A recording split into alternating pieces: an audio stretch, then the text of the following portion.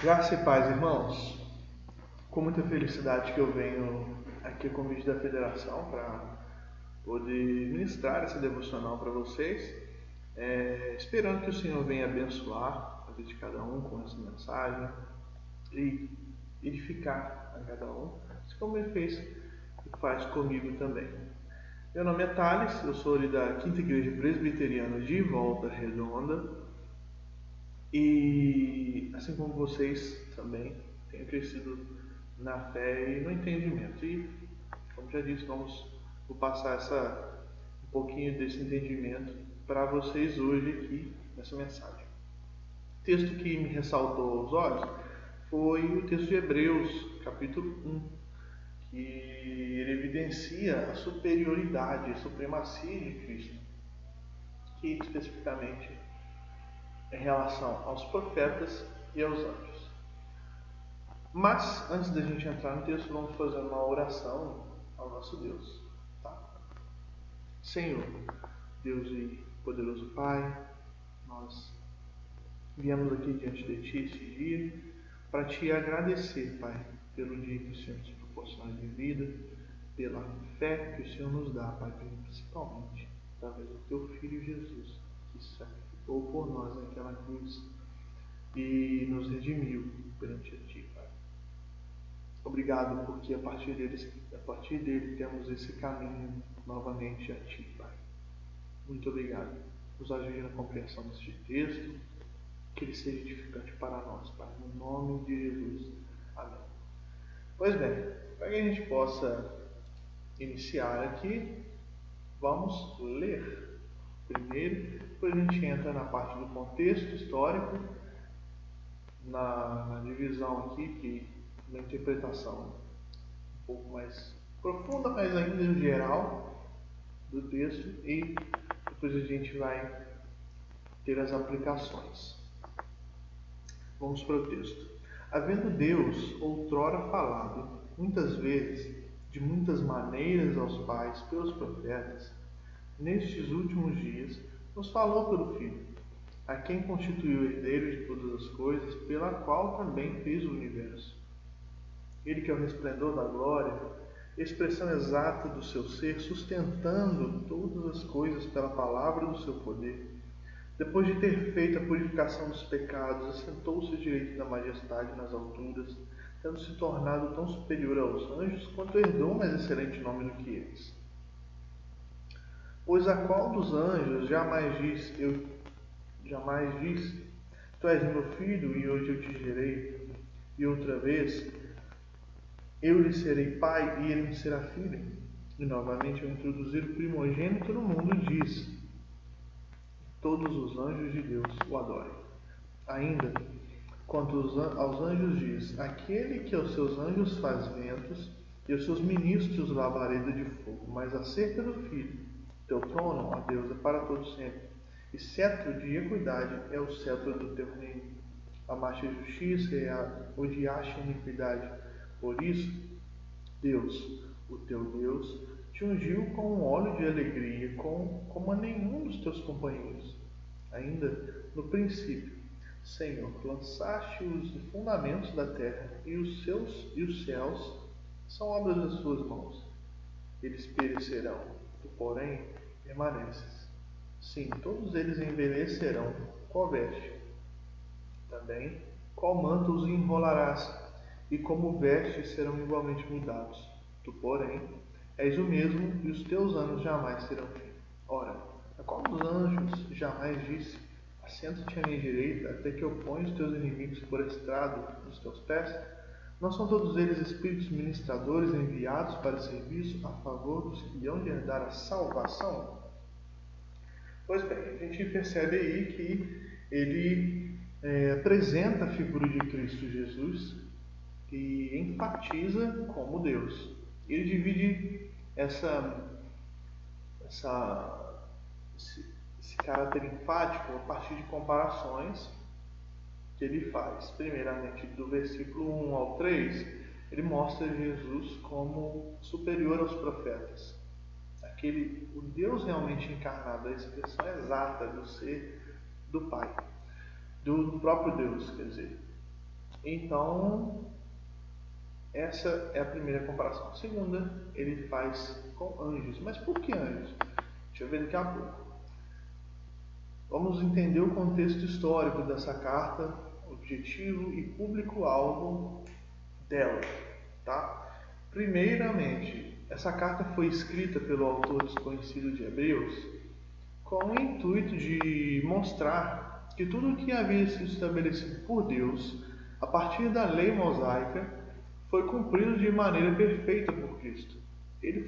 O intuito dessa carta era mostrar que Cristo era o sacerdote perfeito, o sumo sacerdote perfeito, aquele que cumpriu a lei, aquele que nos purificou dos nossos pecados, aquele que entregou a oferta ao próprio Deus, de maneira que ele pôde cumprir perfeitamente tudo isso. Ele se entregou como oferta viva no altar do Pai. Então, esse é o intuito. Mas por que ele queria mostrar isso para essas pessoas? Porque esse público-alvo, que era uma comunidade de judeus, uma comunidade que veio dessa geração hebraica, eles estavam ali retomando práticas antigas da lei mosaica. Mas por quê? Porque eles principalmente o grupo que estava dentro dessa comunidade, que realmente servia ao Senhor Jesus, que o adotava no seu coração como Salvador e Filho de Deus, eles sofriam perseguições de outros judeus, assim como foi com Jesus, assim como foi com o apóstolo Paulo, o apóstolo Pedro, entre outros seguidores do Senhor Jesus. Eles também estavam sofrendo perseguições, mas diferente dessas pessoas que eu citei, eles estavam voltando a essas práticas antigas e que a gente sabe que não eram necessárias para depois da vinda de Cristo, depois que somos selados pelo Espírito Santo de Deus com a salvação.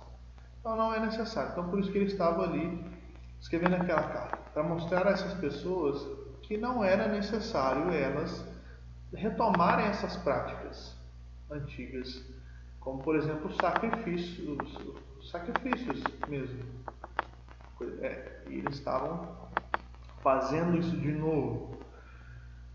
Pois bem, então a partir dessa influência, dessa perseguição, eles estavam tomando essas atitudes novamente. Então vamos para o texto aqui, já que a gente sabe disso, a gente vai para o texto entender. Então aqui a gente vê que o escritor dessa carta, ele subdivide, ele faz uma apanhado geral, uma comparação, de maneira a focalizar que ele, Cristo Jesus, é o próprio Deus. Mas por quê? Por que ele coloca primeiramente aqui no início dessa carta esse aspecto? Por quê? Para ele poder mostrar que Cristo foi o sacerdote perfeito, o sumo sacerdote perfeito, precisa mostrar que esse sumo sacerdote é perfeito porque ele é o próprio Deus. Ele é aquele que sustenta todas as coisas pela palavra do seu poder, é a expressão exata do seu ser, que é o que ele faz aqui. Ele é maior do que os profetas. Os profetas eram ministros de Deus? Eram ministros de Deus, mas eram imperfeitos. Cristo foi o ministro perfeito. Aquele seria o transmissor perfeito que concretizaria o plano de Deus. Então, por isso que ele fala aqui,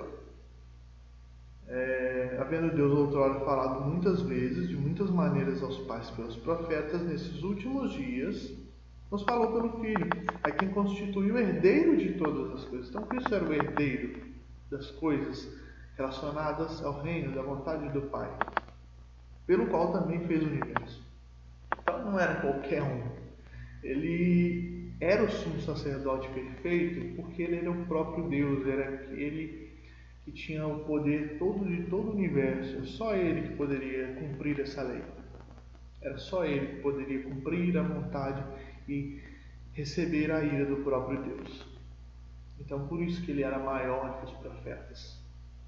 Ele é maior que os profetas porque ele é o próprio Deus. Aí nós temos aí que ele faz 7 comparações, 7 afirmações acerca de Cristo Jesus como Deus e maior que os profetas. 7 nós sabemos que é o número da perfeição. E depois, a partir do versículo 4, ele começa a comparação, mostrando que o Filho é maior que os anjos e que os anjos são apenas ministros do Pai, assim como os profetas também eram. Eu não vou entrar aqui minuciosamente porque ele faz também aqui 7 citações bíblicas para afirmar essa questão de que o Filho é maior que os anjos. O Filho tem uma promessa maior do que os anjos, ele tem um papel muito maior a cumprir do que os anjos. Que os anjos são apenas instrumentos na mão do Pai para realizar a vontade dele. Claro que são também criações e amadas por Deus. Não isenta esse detalhe. Tá? Mas estão abaixo do próprio Deus. Tanto é que tem uma parte aqui, que ele fala que quando o primogênito, o Filho, veio ao mundo, foi dito, e todos os anjos de Deus o adoram. Essa é uma citação bíblica também. Então a gente tem aqui, assim como foram 7 comparações, 7 afirmações em relação aos profetas, 7 citações bíblicas em relação aos anjos. Tá? Então ele faz essa divisão aí. Então a gente vendo aqui que esse caráter do próprio Deus, esse caráter divino do próprio Filho, do Filho de Deus, ele coloca aqui para mostrar e com certeza faz isso de maneira perfeita, de maneira eficaz, mesmo iniciando a carta, para mostrar lá na frente esse detalhe que eu já citei. Então, sabendo disso, o que a gente pode fazer em relação a nós, no nosso dia a dia, mas também aplicações que poderiam ser dadas a essas pessoas na época, esses cristãos na época que estavam sendo perseguidos. E um detalhe, ele faz essa comparação com os profetas, mas por que faz comparação com os anjos? Possivelmente, acredita-se que foi porque, além da influência dos judeus contra a lei mosaica, essas pessoas também estavam sofrendo uma certa influência de uma comunidade judaica de Qumran, escreve aqui Q-U-R-A-M, depois vocês leem. Ela acreditava que Jesus era o arcanjo Miguel. Então é por isso que ele faz, provavelmente é por isso que ele faz essa comparação aqui com os anjos também, tá? Pois bem, vamos voltar para as aplicações aqui diárias que a gente tem para nós. Primeiramente, se a nossa fé ela vem do Todo-Poderoso Deus, Ele que nos dá, o Deus que fez todas as coisas, se encarnou para nos salvar. Este Deus perfeito, Ele sustenta a nossa fé, e essa fé que nos move a buscá-lo a cada dia mais, essa fé que vai nos trazer a paz e a esperança para momentos como esse que a gente vive. É a partir dessa fé que a gente vai ter a certeza de quem é o próprio Deus, da promessa que Ele nos proporcionou, que Ele nos deu, a esperança da glória que Ele nos traz. Então, esse é o primeiro detalhe. O segundo detalhe é que, independentemente do período que a gente viva, seja coronavírus ou outra coisa, guerras, enfim, que foram premeditadas por Cristo quando Ele estava aqui vivo, em carne, independentemente do período, é nessa fé que nós devemos nos firmar e nos apegar, de maneira que a gente se fortifique no conhecimento de Deus e se apegue a ela, assim como esses hebreus deveriam fazer, assim como foi o intuito dessa carta.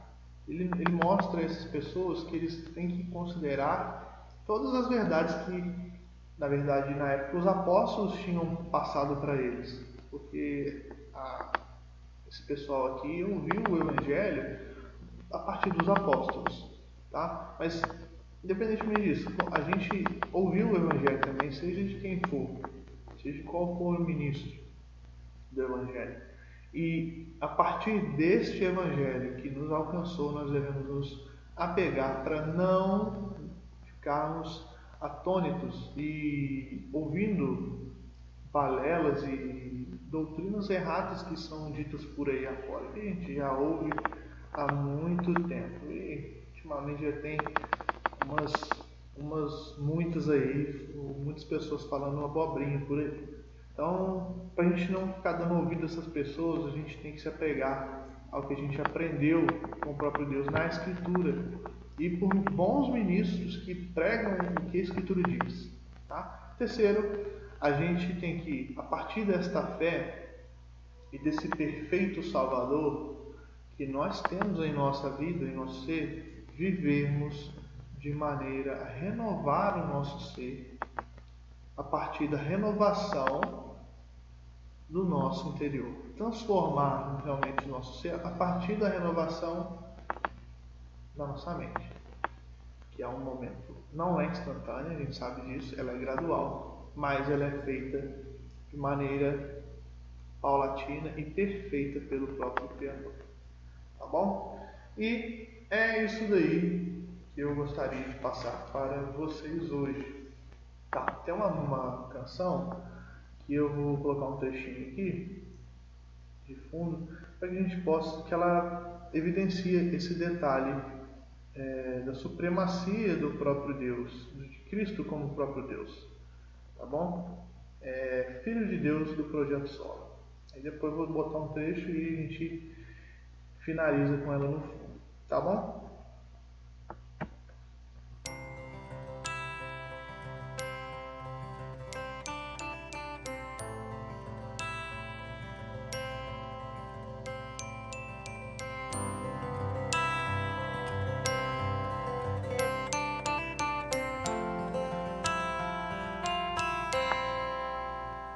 No princípio era aquele que a palavra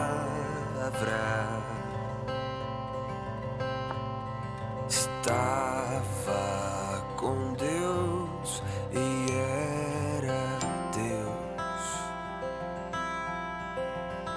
Por meio dele, Deus fez todas as coisas.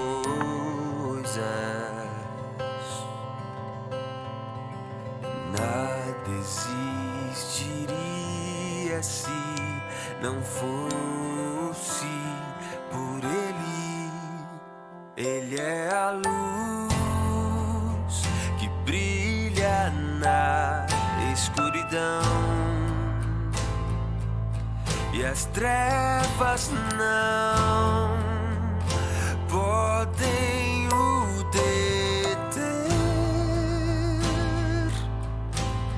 A plenitude de toda a criação, palavra eterna que se encarna.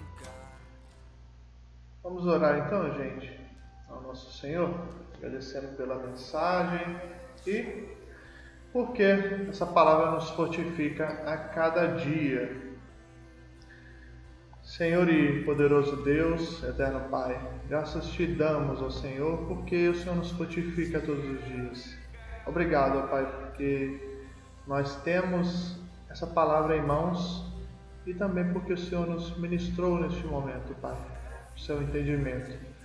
Que esse saber, Pai, esse entendimento que Cristo Jesus é o Todo-Poderoso Deus e Ele comanda todas as coisas, Pai, inclusive a nossa vida.